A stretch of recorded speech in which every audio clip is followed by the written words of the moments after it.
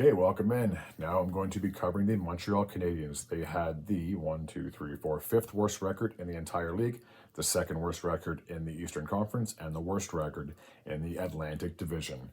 They finished last season with 30 wins, 36 losses, and 16 overtime/shootout losses for 76 points. At home, they were 16, 20, and 5, and on the road, they were 14, 16, and 11. So they had an average season, better than the previous two, I will admit that. I will get into my preview at the end of the video, but as always, we'll take a look at their draft pick and we'll see who is still on their roster and who has left town. So Montreal had the 5th pick in this year's NHL draft. They would draft Ivan Demidov out of St. Petersburg in Russia. So it's just a matter of time. I don't think he'll be playing this year, but possibly next season or the season after. He should be an almost guaranteed lock in the forward position for the Montreal Canadiens. Okay, so now I'll pull up the rosters and we'll take a look and see who is still there and who has potentially left, whether it be a trade or just a signing. Okay, so Josh Anderson is still there. He has 3 years left to go on his contract. Yoel Armia is coming into the last year of his deal, so depending on how he does, and obviously how the team does, he could possibly be traded. He's an okay forward. I wouldn't say he's an elite, but he's okay. And obviously, if Montreal by the trade deadline is not anywhere near a playoff position, I could see him possibly being traded for maybe a second-round pick if that's even possible for Armia. Again, depends on the season. That's going to increase or decrease his value. They do have Alex Berbolet. I believe he's also on Laval as well, so that could be like a two-way contract there. Owen Beck is a member of the Montreal Canadiens. And then you have Cole Caulfield, who is going to be an excellent forward for this team for many years to come. I'm very excited to have this guy. One thing I'll make a bold prediction. If he can stay healthy, I could see him getting 30 goals this year. It would be great if he could get more, but I think he should be able to hit the 30-goal plateau this upcoming season. Lucas Condita is a member of the team as well. Kirby Dach. The big question for Kirby Dach is, can he play a full healthy season? Ever since he's been in the league, even with his time with Chicago, he's been injury prone. So this is going to be a huge stepping stone in his career as to whether he can be the guy that Montreal expected him to be. And I'm sure he has a lot to prove to himself, that he would love to be able to stay healthy. And when healthy, I'm sure he can be a dynamic top 6 forward for this team. Jared Davidson is a member of the Habs as well. Christian Dvorak is entering the last year of his contract. And just like with a lot of players on the last year of their deal, if it's unlikely that they're going to re-sign, and I do not see Montreal bringing Christian Dvorak back, he hasn't been the guy that we've anticipated. When he was signed back in like 2021, the big thing was he was basically replacing Kotkaniemi, and he hasn't put up the point totals that Kotkaniemi did during his tenure, I should say, as a member of the Habs. He's more of a top 9 forward, top 9 center, I should say, for this team. So I don't expect him to have a breakout season, but again, depending on where they're at in the standings by the trade deadline, they could possibly get a little bit of value, depending, again, on how his year goes.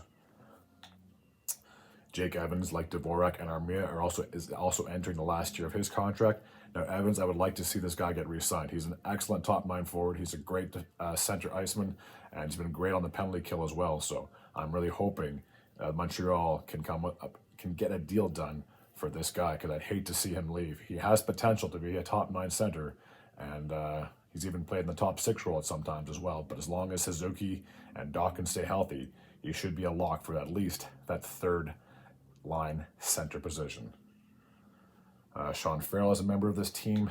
Brandon Gallagher, I always call him the heartbeat and the soul of this year, has 3 years left to go on his deal. I love this guy, but because of his decrease in point totals, I think that's a very bad contract. $6.5 million to pay a guy who's, you can clearly tell, is not producing at the level that he should be for that amount of money. And there's been times he's been on the bottom, the 4th line, the 3rd line. He's definitely not a top 6 winger for this team. And it's unfortunate because I love the guy, and if Suzuki wasn't captain, it should have been Gallagher. But again, for the price that he's getting paid, it's a lot of money for a guy, like I said, who's slowly declining when it comes to points. Brandon Gajnik is a member of the team. Raphael Harvey Pinard has a year left to go on his contract. Emil Heineman is a member of the Habs. Oliver Kapanen has been signed. Riley Kidney is here. Patrick Laine, which I talked about in the previous video, was traded from Columbus to Montreal, so he is now a member of the Habs. Philip Messer is there. Alex Newhook has 3 years left to go on his contract. Can he have a breakout season? Can he be reliable? Now, this guy here, you could slot in the third line, the second line, kind of wherever. He can play the wing, he can play center, so at least he's flexible when it comes to his potential talents. Jacob Perreault is here. Tanner Pearson has left. Michael Pezzetta has a year left to go on his contract. I love this guy. He's gritty. He can hit. He can fight. I hope they can possibly re-sign him this upcoming season. Joshua Waugh. Now, this guy here can kind of play wherever. He can play the wing, center. He could fit in that second line, if I'm going to be completely honest with you. He had a pretty decent end to the season last year, and he's got a lot of potential moving forward. Xavier Semino, I believe I pronounced his name correctly, is a member of the Habs. Uri Slavkovsky just re-signed in the offseason, I think for 8 years. So he's guaranteed to be a Hab for at least 9 more seasons. He did have a better sophomore season than he did a rookie season. And now the potential and should just be, the expectations are just that much higher. Obviously, this guy was a first-round draft pick in 2022, so there's a lot of pressure when it comes to being drafted first overall and how your career plays out. Nick Suzuki, the captain of this team, has 6 years left to go on his contract. Luke Tuck is a member here, and Arber's brother, Florian Xhekaj, has also been signed to this forward group. Colin White is not there, and I believe Jesse Ylonen has skipped town as well and signed elsewhere. All right, on defense, something we are not sure on at all. We have a lot of defensemen from the regular roster, the AHL, and a lot of defensemen that we've drafted. So there's no shortage of defensemen on this team. Justin Barron is a member of the team. I don't have him on this list, probably because maybe at the end of last year, maybe he spent some time in Laval. Adam Engstrom is there. Caden Gooley, I like this guy. He has re-signed as well, so that was a huge signing by Kent Hughes, who you got to admit has pulled off some fantastic moves in his 2.5 years of being a GM of this team. Lane Hudson is there. Jordan Harris, as I mentioned previously, was traded to Columbus. Lane Hudson, he's going to be a fantastic defenseman, only 19, 20 years old, has 2 years left to go on his contract. The ceiling is, like, his potential is just, who knows what this kid can do, but I'm really excited to see him on the team. Logan Mailloux is there. Jonathan Kovacevic, I believe, signed with New Jersey. Michael Matheson has 2 years left to go on his deal, and he had a fantastic season. I think he had his best season point-wise this past year, so who knows what he can do in the next 2 years with his tenure with the Habs. David Reinbacher, I'm pretty excited for this kid to be joining the Habs at some point. David Savard is coming into the last year of his contract, and again, depending on how they play, depending on where they're at the standings, I'm sure they could possibly trade him away and get something in return. Jaden Strobel has a year left to go on his deal. William Trudeau is there. Chris Weidman has retired. And Arber Xhekaj, I believe he also has re-signed as well with the Habs. So I'm really excited for this guy. Now, this guy's got toughness. He's fought. He's not scared to fight. And that's something we need. We need that grit.